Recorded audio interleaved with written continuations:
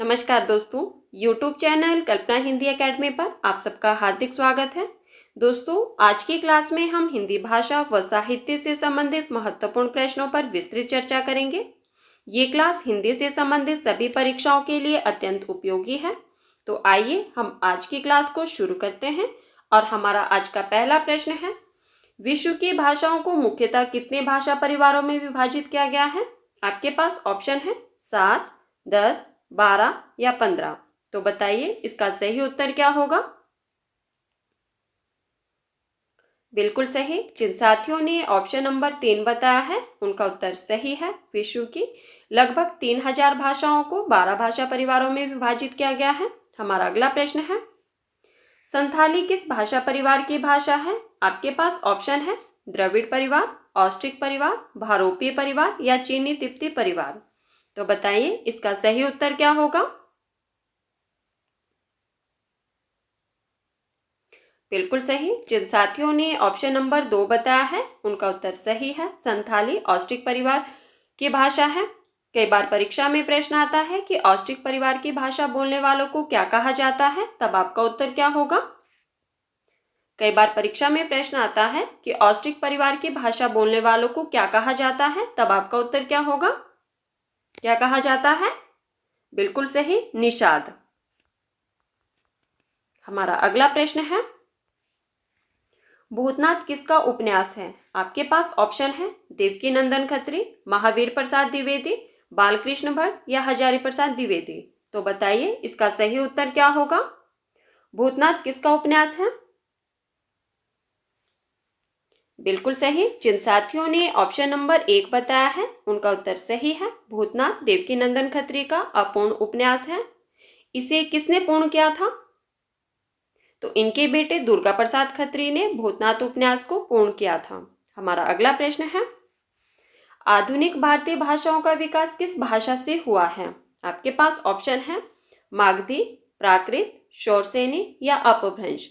तो बताइए इसका सही उत्तर क्या होगा? आधुनिक भारतीय भाषाओं का विकास किस भाषा से हुआ है? बिल्कुल सही। जिन साथियों ने ऑप्शन नंबर 4 बताया है उनका उत्तर सही है। अपभ्रंश से आधुनिक भारतीय भाषाओं का विकास हुआ है। हमारा अगला प्रश्न है, माधवानल कामकंदला के रचनाकार कौन है? आपके पास ऑप्शन है घनानंद, आलम, सेनापति या केशवदास। तो बताइए इसका सही उत्तर क्या होगा?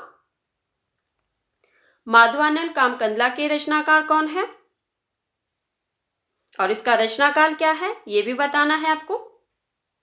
बिल्कुल सही। जिन साथियों ने ऑप्शन नंबर 2 बताया है उनका उत्तर सही है। माधवानल कामकंदला के रचनाकार आलम है और इसका रचनाकाल है 1584 ईस्वी।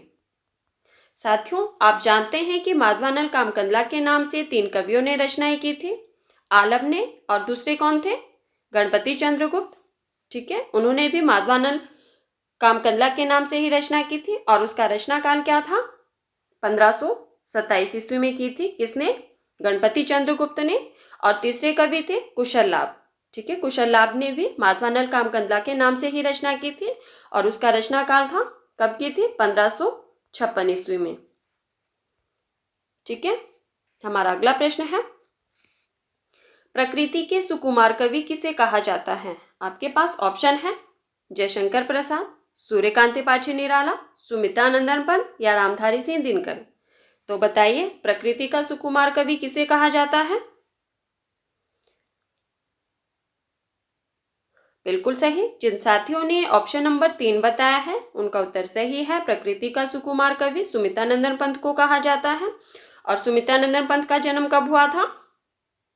बताइए सुमित्रानंदन पंत का जन्म कब हुआ था? तो 1900 ईस्वी में। हमारा अगला प्रश्न है, हिंदी साहित्य के इतिहास ग्रंथ की परंपरा में काल विभाजन का सर्वप्रथम प्रयास किसने किया था? आपके पास ऑप्शन है आचार्य रामचंद्र शुक्ल, मिश्र बंधु, जॉर्ज ग्रियर्सन या शिव सिंह सेंगर। तो बताइए इसका सही उत्तर क्या होगा? हिंदी साहित्य के इतिहास ग्रंथ की परंपरा में काल विभाजन का सर्वप्रथम प्रयास किसने किया था? साथियों, अगर वीडियो पसंद आए तो वीडियो को लाइक कर देना और ज़्यादा से ज़्यादा शेयर कर देना। बताइए इसका सही उत्तर क्या होगा? बिल्कुल सही। जिन साथियों ने ऑप्शन नंबर 3 बताया है उनका उत्तर सही है। हिंदी साहित्य के इतिहास ग्रंथ की परंपरा में काल विभाजन का सर्वप्रथम प्रयोग किसने किया था? सर्वप्रथम प्रयास किसने किया था? तो जॉर्ज ग्रियर्सन ने किया था। और इनके ग्रंथ का नाम क्या था? इनके ग्रंथ का नाम था the modern vernacular literature of northern Hindustan. हमारा अगला प्रश्न है, तजकीरा ए शुरा ए हिंदी में कितने कवियों का उल्लेख मिलता है? आपके पास ऑप्शन है 952, 1004, 1000 या 738। तो बताइए इसका सही उत्तर क्या होगा? तजकीरा ए शुरा ए हिंदी में कितने कवियों का उल्लेख मिलता है ये बताना है आपको, और साथ में ये भी बताना है कि ये ग्रंथ जो है वो किसका है, इसके रचनाकार कौन है। बिल्कुल सही। जिन साथियों ने ऑप्शन नंबर 2 बताया है उनका उत्तर सही है। इस ग्रंथ में जो है वो 1004 कवियों का उल्लेख मिलता है। और इसके लेखक कौन है, किसने लिखा था ये? तो मौलवी करीमुद्दीन ने। ठीक है। और इसका प्रकाशन वर्ष था 1848 ईस्वी। और इसमें लगभग हिंदी के कितने कवि थे? 60 या 62 कवि। हमारा अगला प्रश्न है, विनय प्रेम पचासा किसकी रचना है? आपके पास ऑप्शन है भारतेंदु, ठाकुर जगमोहन, बद्री नारायण चौधरी प्रेमघर या बालकृष्ण भट्ट। तो बताइए इसका सही उत्तर क्या होगा? विनय प्रेम पचासा किसकी रचना है? बिल्कुल सही। जिन साथियों ने ऑप्शन नंबर 1 बताया है उनका उत्तर सही है। विनय प्रेम पचासा भारतेंदु जी की रचना है। और इसका रचनाकाल क्या है? 1881 ईस्वी की रचना है ये। हमारा अगला प्रश्न है, रामधारी सिंह दिनकर के गुरु का नाम क्या था? आपके पास ऑप्शन है रविदास, हजारी प्रसाद द्विवेदी, माखनलाल चतुर्वेदी या मैथिली शरण गुप्त। तो बताइए इसका सही उत्तर क्या होगा? रामधारी सिंह दिनकर के गुरु का नाम क्या था? बिल्कुल सही। जिन साथियों ने ऑप्शन नंबर 3 बताया है उनका उत्तर सही है, माखनलाल चतुर्वेदी था। हमारा अगला प्रश्न है, निम्नलिखित में से केशवदास की रचना कौन सी है? आपके पास ऑप्शन है चंडी चरित्र, राम रसायन, सिद्धांत सार या रामचंद्रिका। तो बताइए इसका सही उत्तर क्या होगा? केशवदास की रचना कौन सी है उसका चयन करना है आपको। बिल्कुल सही। जिन साथियों ने ऑप्शन नंबर 4 बताया है उनका उत्तर सही है, रामचंद्रिका केशवदास जी की रचना है। अब हम बात करते हैं कि चंडी चरित्र किसकी रचना है। बताइए चंडी चरित्र के रचनाकार कौन है? बिल्कुल सही। चंडी चरित्र गुरु गोविंद सिंह की रचना है। राम रसायन, राम रसायन के रचनाकार कौन है? तो पद्माकर की रचना है ये। और सिद्धांत सार, सिद्धांत सार जसवंत सिंह की रचना है। ठीक है। हमारा अगला प्रश्न है, सिद्ध कवियों द्वारा प्रयुक्त भाषा को क्या कहा जाता है? आपके पास ऑप्शन है अपभ्रंश, डिंगल, संधा या अवहट। तो बताइए इसका सही उत्तर क्या होगा? सिद्ध कवियों द्वारा प्रयुक्त भाषा को क्या कहा जाता है? बिल्कुल सही। जिन साथियों ने ऑप्शन नंबर 3 बताया है उनका उत्तर सही है, संधा भाषा कहा जाता है। हमारा अगला प्रश्न है, नागरी नीरद पत्रिका के संपादक थे? आपके पास ऑप्शन है बद्री नारायण चौधरी प्रेमघर, श्याम सुंदर दास, श्याम सेन या चंद्रधर शर्मा गुलेरी। तो बताइए इसका सही उत्तर क्या होगा? नागरी नीरद पत्रिका के संपादक कौन थे और कहां से प्रकाशित होती थी ये भी बताना है आपको। बिल्कुल सही। जिन साथियों ने ऑप्शन नंबर 1 बताया है उनका उत्तर सही है, नागरी नीरद पत्रिका के संपादक बद्री नारायण चौधरी प्रेमघर थे। कहां से प्रकाशित होती थी ये? तो मिर्जापुर से प्रकाशित हुई थी। कब हुई थी? 1893 ईस्वी में। और यह एक साप्ताहिक पत्रिका थी। हमारा अगला प्रश्न है, प्राकृत पेंगलम के संकलनकर्ता कौन है? आपके पास ऑप्शन है विद्यापति, लक्ष्मीधर, वंशीधर या हेमचंद। तो बताइए इसका सही उत्तर क्या होगा? प्राकृत पेंगलम के संकलनकर्ता कौन है? बिल्कुल सही। जिन साथियों ने ऑप्शन नंबर 2 बताया है उनका उत्तर सही है, प्राकृत पेंगलम के संकलनकर्ता लक्ष्मीधर जी हैं। हमारा अगला प्रश्न है, किस रासो ग्रंथ का एक पद्य प्राकृत पेंगलम में मिलता है? किस रासो ग्रंथ का एक पद्य प्राकृत पेंगलम में मिलता है? आपके पास ऑप्शन है हमीर रासो, परमाल रासो, पृथ्वीराज रासो या विजयपाल रासो? तो बताइए इसका सही उत्तर क्या होगा। बिल्कुल सही। जिन साथियों ने ऑप्शन नंबर 1 बताया है उनका उत्तर सही है। हमीर रासो का एक पद प्राकृत पेंगलम में मिलता है। अब आप लोगों ने बताना है कि हमीर रासो किसकी रचना है। हमीर रासो के रचनाकार कौन है, बताइए। बिल्कुल सही, शारंगधर की रचना है हमीर रासो। हमारा अगला प्रश्न है, भक्तमाल के टीकाकार कौन है? आपके पास ऑप्शन है नाभादास, प्रियादास, केशवदास या अग्रदास। तो बताइए इसका सही उत्तर क्या होगा। भक्तमाल के टीकाकार कौन है? पहले आप ये बता दीजिए कि भक्तमाल के रचनाकार कौन है। बिल्कुल सही, भक्तमाल के रचनाकार कौन है? नाभादास है।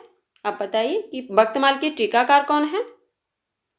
बिल्कुल सही। जिन साथियों ने ऑप्शन नंबर 2 बताया है उनका उत्तर सही है, भक्तमाल के टीकाकार प्रियादास है। हमारा अगला प्रश्न है, बाप बेटा बेचता है भूख से बेहाल होकर प्रस्तुत पंक्ति के रचयिता है। आपके पास ऑप्शन है नागार्जुन, धूमिल, केदारनाथ अग्रवाल या रघुवीर सहाय। तो बताइए इसका सही उत्तर क्या होगा। ये आपके पास पंक्ति दी गई है, बाप बेटा बेचता है भूख से बेहाल होकर। इसके रचयिता कौन है, किसकी पंक्ति है ये। बिल्कुल सही। जिन साथियों ने ऑप्शन नंबर 3 बताया है उनका उत्तर सही है। यह पंक्ति जो है वो केदारनाथ अग्रवाल की है। हमारा अगला प्रश्न है, निम्न में से ब्रह्म संप्रदाय का प्रवर्तक कौन है? आपके पास ऑप्शन है विष्णु स्वामी, दादू दयाल, मध्वाचार्य या रामानुजाचार्य। तो बताइए इसका सही उत्तर क्या होगा। ब्रह्म संप्रदाय के प्रवर्तक कौन है? बिल्कुल सही। जिन साथियों ने ऑप्शन नंबर 3 बताया है उनका उत्तर सही है, ब्रह्म संप्रदाय के प्रवर्तक मध्वाचार्य जी हैं।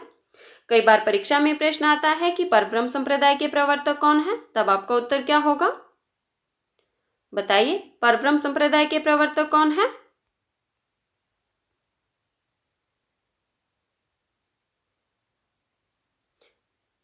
बिल्कुल सही, तब आपका उत्तर होगा परब्रह्म संप्रदाय के प्रवर्तक कौन है, तो दादू दयाल। हमारा अगला प्रश्न है, आत्महत्या के विरुद्ध के रचनाकार हैं। ये आपके पास रचना दी गई है आत्महत्या के विरुद्ध, इसके रचनाकार कौन है? आपके पास ऑप्शन है कुंवर नारायण, रघुवीर सहाय, नरेश मेहता। तो बताइए इसका सही उत्तर क्या होगा।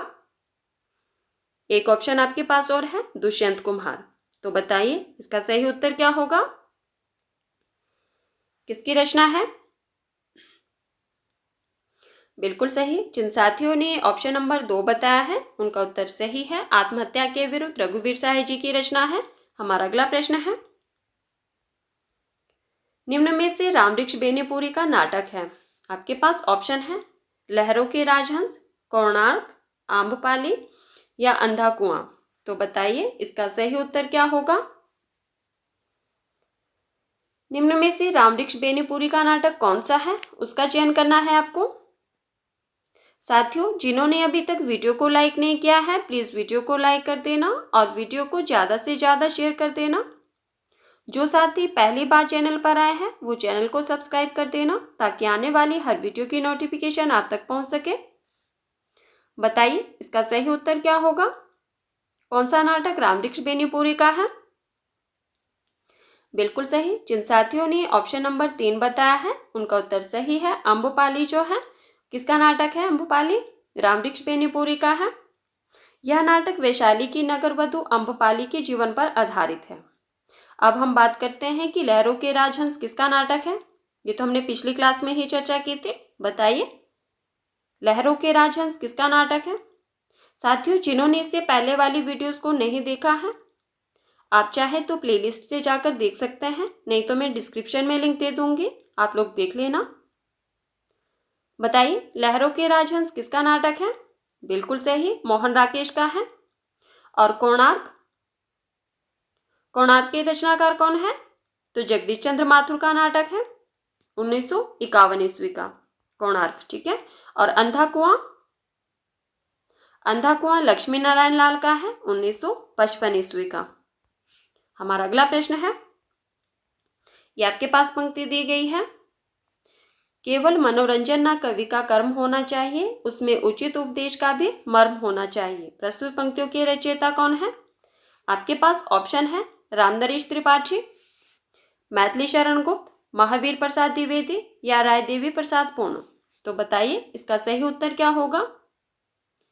केवल मनोरंजन न कवि का कर्म होना चाहिए, उसमें उचित उपदेश का मर्म भी होना चाहिए। प्रस्तुत पंक्तियों के रचयिता कौन है?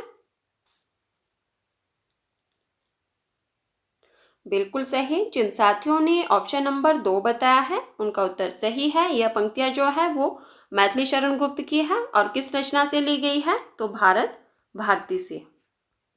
ठीक है, किस रचना से ली गई पंक्तियां है ये? भारत भारती से हैं और मैथिली शरण गुप्त जी की है ये। हमारा अगला प्रश्न है, वाणी का डिक्टेटर किसे कहा जाता है? आपके पास ऑप्शन है भिखारी दास, सूरदास, कबीरदास या तुलसीदास। तो बताइए इसका सही उत्तर क्या होगा? वाणी का डिक्टेटर किसे कहा जाता है? बिल्कुल सही। जिन साथियों ने ऑप्शन नंबर 3 बताया है उनका उत्तर सही है। वाणी का डिक्टेटर कबीरदास जी को कहा जाता है। कई बार परीक्षा में प्रश्न आता है कि कबीरदास को वाणी का डिक्टेटर किसने कहा है, तब आपका उत्तर क्या होगा? बताइए कबीरदास को वाणी का डिक्टेटर किसने कहा है? बिल्कुल सही, हजारी प्रसाद द्विवेदी ने। हमारा अगला प्रश्न है, नयन में कौन सी संधि है? आपके पास ऑप्शन है वृद्धि संधि, अयादि संधि, गुण संधि या यण संधि। तो बताइए इसका सही उत्तर क्या होगा? नयन में कौन सी संधि है?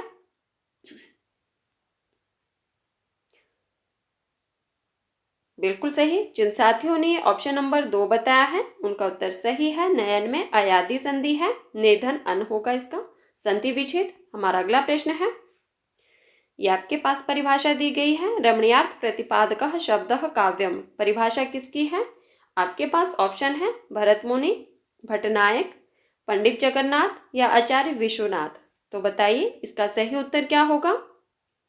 किसकी परिभाषा है ये? रमणीयार्थ प्रतिपादकः शब्दः काव्यम।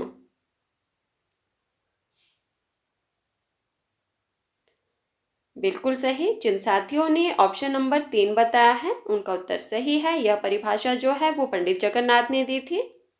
रमणीयार्थ प्रतिपादकः शब्दः काव्यम। काव्यम अर्थात रमणीय अर्थ का प्रतिपादन करने वाला शब्द ही काव्य है। यह परिभाषा किसने दी थी? तो पंडित जगन्नाथ ने। हमारा अगला प्रश्न है, निम्न में से रामकुमार वर्मा का रिपोर्टाज है। आपके पास ऑप्शन है प्लाट का मोर्चा, वे लड़ेंगे हजार साल, पेरिस के नोट्स या तूफानों के बीच। तो बताइए इसका सही उत्तर क्या होगा? साथियों, जिन्होंने अभी तक वीडियो को लाइक नहीं किया है प्लीज़ वीडियो को लाइक कर दो और वीडियो को ज़्यादा से ज़्यादा शेयर कर दो और मुझे कमेंट करके ज़रूर बताना कि आपको ये वीडियो कैसी लगी। बताइए निम्न में से रामकुमार वर्मा का रिपोर्टाज कौन सा है? बिल्कुल सही। जिन साथियों ने ऑप्शन नंबर 3 बताया है उनका उत्तर सही है। पेरिस के नोट्स जो है वो रामकुमार वर्मा का रिपोर्टाज है। अब हम बात करते हैं कि प्लाट का मोर्चा, इसके रचनाकार कौन है? तो यह शमशेर बहादुर सिंह की रचना है।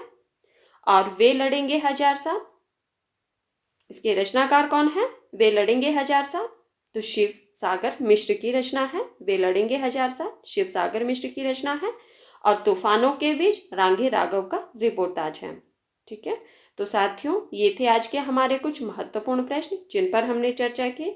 अगर आपको वीडियो पसंद आए तो प्लीज़ वीडियो को लाइक कर देना और वीडियो को ज़्यादा से ज़्यादा शेयर कर देना और मुझे कमेंट बॉक्स में कमेंट करके ज़रूर बताना कि आज की क्लास में आपके कितने प्रश्न सही हुए। धन्यवाद, मिलते हैं अगली क्लास में।